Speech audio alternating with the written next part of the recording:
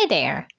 Today I wanted to share one more fidget type or a sensory mat type of project that we can crochet together using pony beads, and I wanted to make it big enough for your whole hand to play with it, to fidget with it. And I wanted just to add one more project in April, since April is Autism Acceptance Month. So here is the project today. It is as big as my hand, or in inches, it's about 7 inches to 5, and in centimeters, 18 centimeters to 13. So, but I actually measured my hand as a rough guide. So it's not important. Depends how many beads you have, how much yarn you have, and you literally can use scraps of yarn, just whatever you have left over, any color of beads. And this particular size, I started with crocheted 30 chains, and then I added 2 more, which I counted to be my first double crochet at the beginning of the row. So as an overview of this project, I started with 30 chain and 2 for the first double crochet, and then I added 1 more double crochet at the beginning. Then I added a bead, a double crochet stitch, a bead, and a double crochet till I ended with 2 double crochets at the end of the row. And then when I turned, the back side looks like that. Then I did a slip stitch under each stitch till I got my yarn to the beginning of the row again. My whole idea was to bring my yarn at the beginning so I can start adding more beads this way. And then I did the same thing all over again, going into that previous stitch, just through the whole row. And I'll show you here in a smaller sample, which I think you can even put a chain over here and make it into a keychain, or have something in your desk or in your pocket or in your backpack of your student, or you just give away in little goodie bags you want to share with your friends and family. And I think it's pretty handy. The stitches are very, very good, so it's not unraveling very easy if you make the end very strong. So with the supervision of an adult, young children can play with it. You just be careful with. I have my yarn, and I'll start with a little slip knot there. Pick a hook that's good for the yarn, of course, or you can go a tiny bit smaller hook from what they recommend. It's usually sometimes it works better sometimes. And make sure that your beads can go through your hook freely. For example, those type of hooks, they sometimes have a shorter head. This part is kind of short, so by the time you go inside the stitch and you have a bead and you have a working yarn around it, you might not have enough space to work.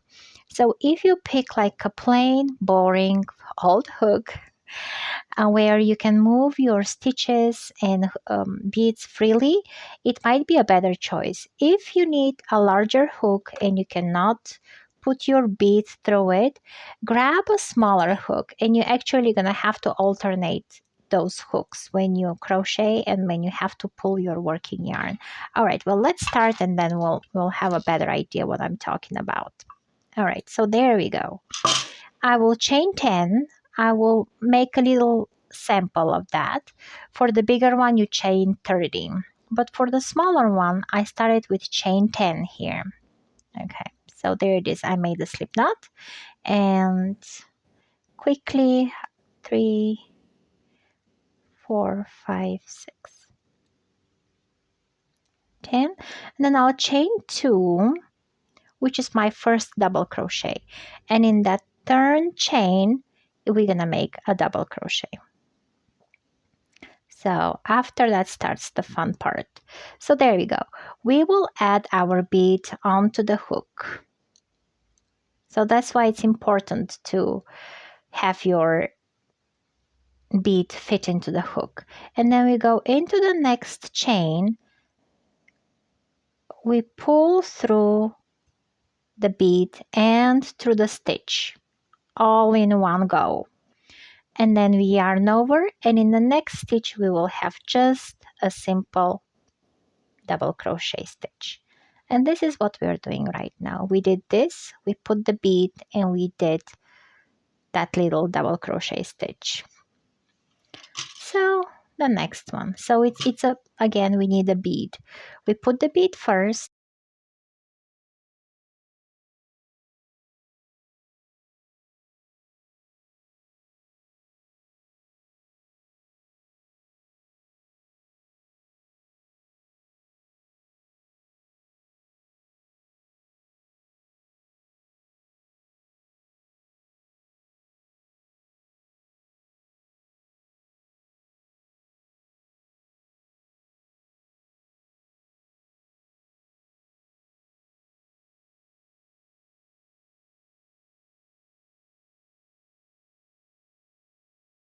Let's start with the next row. So we'll chain one, we'll turn, and we will single crochet into that first stitch we have here. We'll do just a single crochet. And then under each stitch here on top, we will just do slip stitches. You just go under the stitch and pull through the waiting loop on your hook. Go under the stitch again, pull, then pull through the hook, through that loop on your hook. All right, without any yarn overs or anything. We just go under the stitch, that under V we have here, or that little heart on top. We go under it, and then we pull through the loop on our hook. We go under,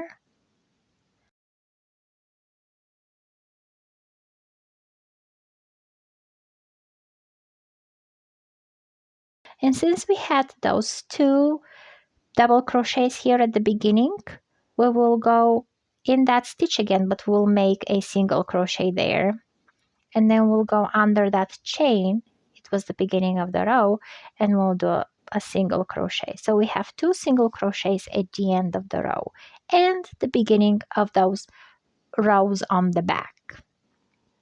So we now brought our yarn back to the beginning, where we're gonna start adding new beads. If we end up putting beads on that side on the back, they will look different. So we don't want them to look this way, both sides. So we have that freedom for the beads to move while we use them, and they look the same.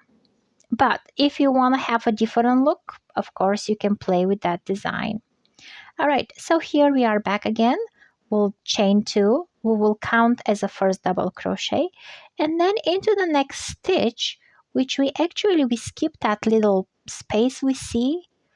That can be a little bit confusing, but we are not going to go into that immediate one next to your chain.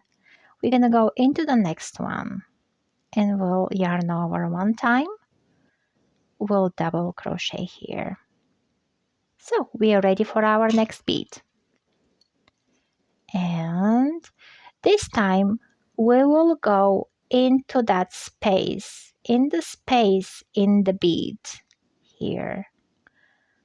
Since we have so many stitches here on top, to make it our job easier, we're gonna go inside here in the bead, and then we'll pull through the bead and our stitch, and then we'll yarn over for our double crochet, and we will gonna go on the other side of the bead. So we'll go here and we'll finish our double crochet.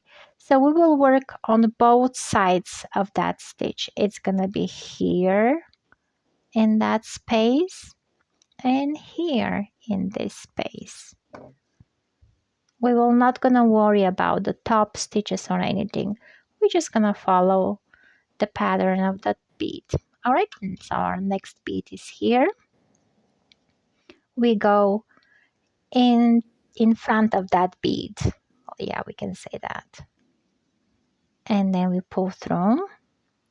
Now we'll do our single double crochet into that space on the other side of that bead from the previous row. And all done. Okay, one more time.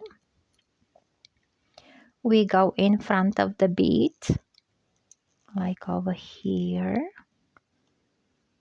And then we pull through the bead. And then we yarn over and we go on the other side of the bead. And now our double crochet is done. And one more last time.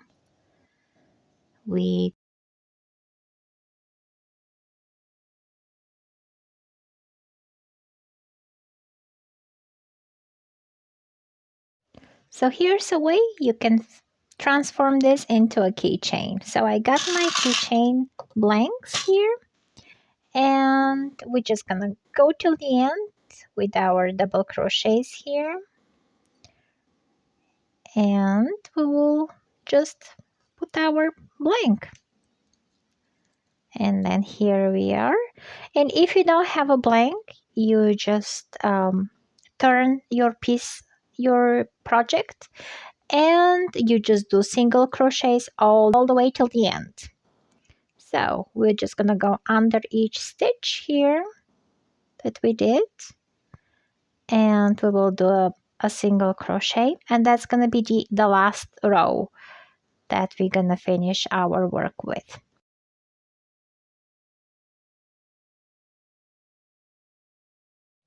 Don't forget, April is Autism Acceptance Month. Make fidget toys, and I'll catch you in the next one. Have a great day!